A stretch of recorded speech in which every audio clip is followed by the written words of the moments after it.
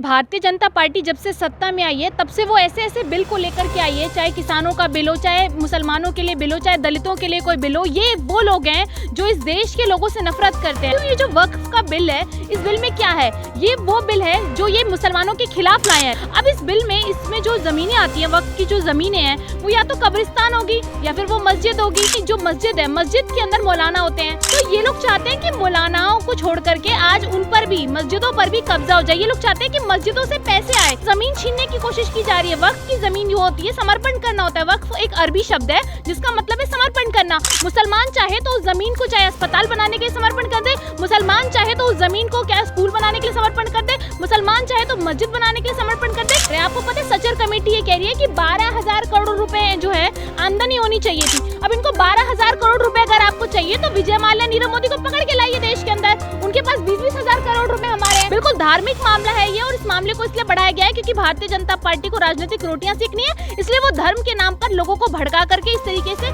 चीजें करवा रही है। आज मुसलमानों के खिलाफ बिल लाएंगे तभी तो मुसलमान और हिंदू आपस में लड़ेंगे, तभी तो दोनों में आपस में झगड़ा होगा, तभी तो नरेंद्र मोदी जी सत्ता की कुर्सी पर काबिज रहेंगे। इस बिल को वही मुसलमान सपोर्ट कर सकता है जो नरेंद्र मोदी जी का भक्त हो या फिर जो अपने धर्म को जो है ना समझ पाता हो। लेकिन अधिकतर मुसलमान इसके विरोध में। आज वक्फ बिल अमेंडमेंट जो है ये रद्द होना चाहिए। इसकी मांग हमने सदन में की थी, हमारे नेता ने भी सदन में की थी, ब्लैक कपड़े पहनकर की थी। आज मैंने भी काले कपड़े पहने और मैं ये साफ तौर पर कहना चाहती हूँ कि हम इस बिल को नहीं मानते। ये बिल रद्द होना चाहिए।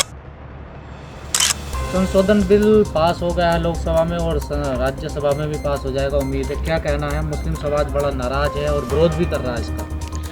देखिए, भारतीय जनता पार्टी जब से सत्ता में आई है तब से वो ऐसे ऐसे बिल को लेकर के आई है, चाहे किसानों का बिल हो, चाहे मुसलमानों के लिए बिल हो, चाहे दलितों के लिए कोई बिल हो। ये वो लोग हैं जो इस देश के लोगों से नफरत करते हैं। मैं आपको बता देती हूँ, ये जो वक्फ का बिल है, इस बिल में क्या है? ये वो बिल है जो ये मुसलमानों के खिलाफ लाए हैं। लेकिन आजकल भारतीय जनता पार्टी, नरेंद्र मोदी जी और अमित शाह जी को मुसलमानों का बेहद ध्यान है, इसलिए वो उनसे जुड़ी चीजें भी करते हैं, उनसे जुड़े बयान भी देते हैं। अब इस बिल में, इसमें जो जमीनें आती हैं, वक्फ की जो जमीनें हैं, वो या तो कब्रिस्तान होगी या फिर वो मस्जिद होगी, और या फिर वो आप देखिए कि जो मस्जिद है, मस्जिद के अंदर मौलाना होते हैं। वैसे ही जो हिंदू है, मंदिर के अंदर हिंदू लोगों के पंडित जी होते हैं, और वैसे ही बौद्ध धर्म में आप देखिए कि उनके देवता होते हैं, उनके लोग होते हैं। तो ये लोग चाहते हैं कि मौलानाओं को छोड़ करके आज उन पर भी, मस्जिदों पर भी कब्जा हो जाए। ये लोग चाहते हैं कि मस्जिदों से पैसे आए। अब ये देखिए, वक्फ बिल में देखिए बिल्कुल जमीन छीनने की कोशिश की जा रही है। वक्फ की जमीन जो होती है, समर्पण करना होता है। वक्फ एक अरबी शब्द है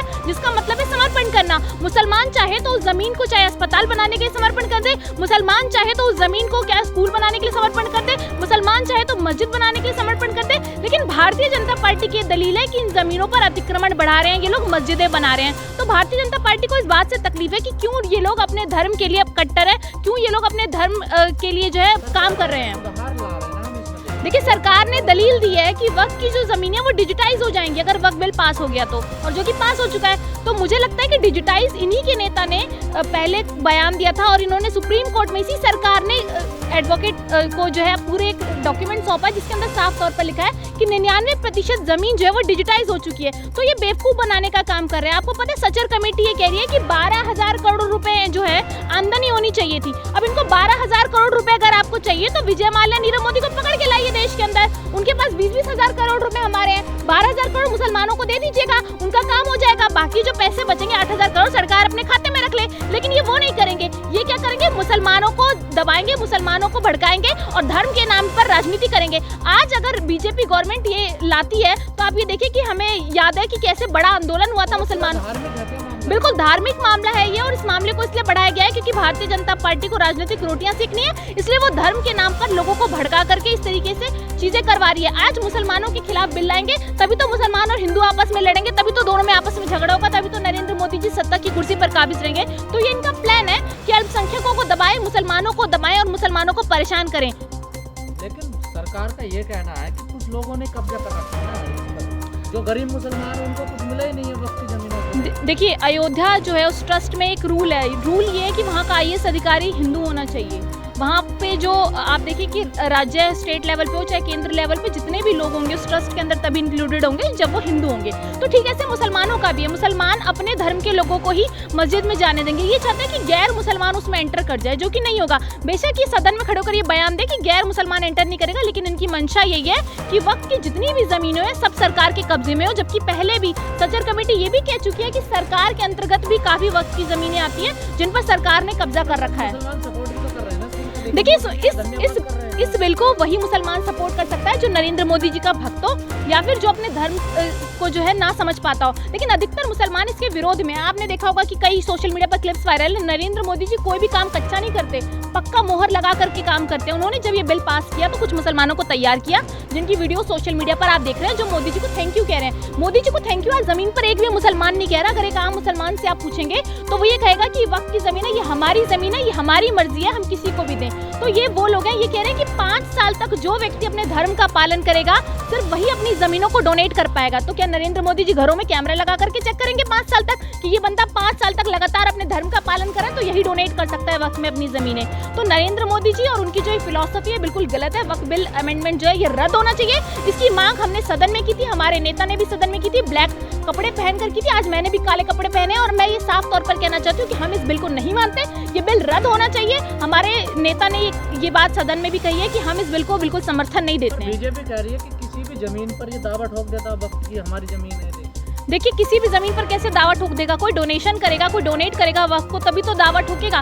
बीजेपी गवर्नमेंट ये चाहती है कि सारी जमीनों को हथिया लिया जाए, मस्जिदों को वहां से हटा दिया जाए, कब्रिस्तान को हटा दिया जाए। ये लोग क्या सोच रहे हैं कि कब्रिस्तान पर टैक्स लगा करके इनको 12,000 करोड़ रुपए कमाने दिया जाए, या फिर मुसलमान जो मस्जिद में जाते हैं वो इबादत कर रहा हो उस पर पैसे लगा करके दिया जाए? आपने देखा नहीं हमारे मंदिरों में क्या होता है? हमारे मंदिरों में बाहर बिठा बिठा कर इतने इतने महंगे सामानों को बेचते हैं, VIP दर्शन होते हैं। कैसे आपने महाकुंभ के अंदर नहीं देखा? तो ये वो चीजें चाहते हैं कि मुसलमान भी करे। मैं कहती हूँ कि अगर आप अपने धर्म के प्रति हैं तो आपको उनकी जमीनों को नहीं हड़पना चाहिए, चाहे मंदिर हो चाहे मस्जिद हो। उसके बाहर धंधे का काम नहीं होना चाहिए, पैसे कमाने की नीति नहीं होनी चाहिए। लेकिन वक्फ अमेंडमेंट बिल साफ तौर पर पैसे कमाने के लिए भारतीय जनता पार्टी ने अपने अंडर लिया है।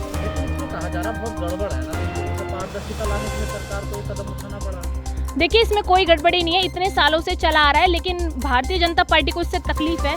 भारतीय जनता पार्टी जो कि सचर कमेटी को मानती है, वो सचर कमेटी खुद ही कह रही है कि भारतीय जनता पार्टी के अंतर्गत काफी वक्त की जमीन है, 99% डिजिटाइज है, तो कैसे इसके अंदर घपला हो सकता है? लेकिन भारतीय जनता पार्टी जो दलील कोर्ट के अंदर पेश करती है, जो दलील उन्होंने सदन के अंदर पेश की, उससे साफ पता चल रहा है कि झूठी बातें हैं, झूठे वादे हैं, ये जबरदस्ती मुसलमानों के ऊपर अपना बिल थोपने की साजिश रच रहे हैं। और अमित शाह जी तो सबको दावत पर भी बुलाते हैं क्योंकि उनको लगता है कि उन्होंने बहुत बड़ा काम कर दिया है मुसलमानों के खिलाफ कर करके, तो उनको बहुसंख्यकों का वोट मिल जाएगा। लेकिन मुझे लगता है कि देश की जनता समझदार है, अगर आज उन पर बिल थोप सकते हैं तो कल हम पर भी थोप सकते हैं। तो हम इसका कड़ी शब्दों में निंदा करते हैं। हमारा जो संविधान है हम उसको सर्वोपरि रखते हैं। बाबा साहब भीमराव अम्बेडकर का जो संविधान है उसमें आर्टिकल 25 और 26 है, जो ये साफ तौर पर कहता है कि सभी धर्मों को अपने धार्मिक स्थलों को चलाने की आजादी है। तो ये धार्मिक स्थलों को चलाने की आजादी छीनने वाले नरेंद्र मोदी जी से मैं इतना ही कहना चाहती हूँ कि सत्ता की कुर्सी आपकी नहीं बचेगी। और चंद्रबाबू नायडू और नीतीश कुमार जी से तो बस इतना ही कहूंगी कि जिस तरीके से आपने समर्थन दे दिया इस बिल को, आपको पता लगेगा कि आने वाले लोकसभा चुनाव में नरेंद्र मोदी जी आपके साथ क्या करने वाले हैं। तो क्या गैर संवैधानिक है? बिल्कुल गैर संवैधानिक है। आर्टिकल 25 और 26 का उल्लंघन है ये बिल,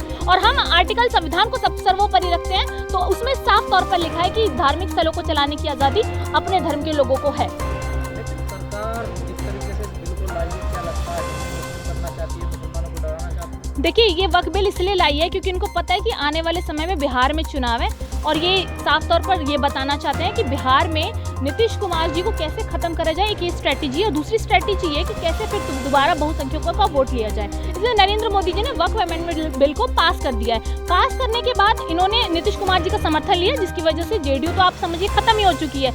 जेडीयू को कोई वोट तो देगा नहीं क्योंकि मुसलमानों का अधिकतर वोट उनके पास था। तो अब वहां से नीतीश कुमार जी खत्म हो गए, बीजेपी अपना बिहार को कवर कर लेगी, और बीजेपी बहुसंख्यकों का वोट लेने के लिए जिस तरीके से इस तरीके के बिल को लाती है तो इससे धर्म की राजनीति होगी। आज आप मुसलमानों को उकसाएंगे, फिर प्रदर्शन होगा।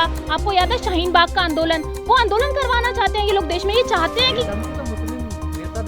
देखिए देखिए, आंदोलन करना जरूरी है। शाहीन बाग शब्द का प्रयोग बेशक गलत हो, लेकिन आंदोलन जरूरी है। सड़क पर आंदोलन इसलिए होगा क्योंकि अगर आज सरकार कोई बिल ला करके अपने आप पास करा देती है बहुमत का आंकड़ा पार करके, तो कल वो किसी के खिलाफ भी बिल ला सकती है, कोई भी बिल ला सकती है। सरकार मनमाने ढंग से अपनी सत्ता चला रही है, इसलिए आंदोलन जरूरी है और आंदोलन होगा बड़ा। जैसा कि देश के मुसलमान कह रहे हैं, नेता कह रहे हैं, आंदोलन होना चाहिए और हम उस आंदोलन में समर्थन करेंगे क्योंकि हमारे संविधान के खिलाफ बिल पास हुआ है।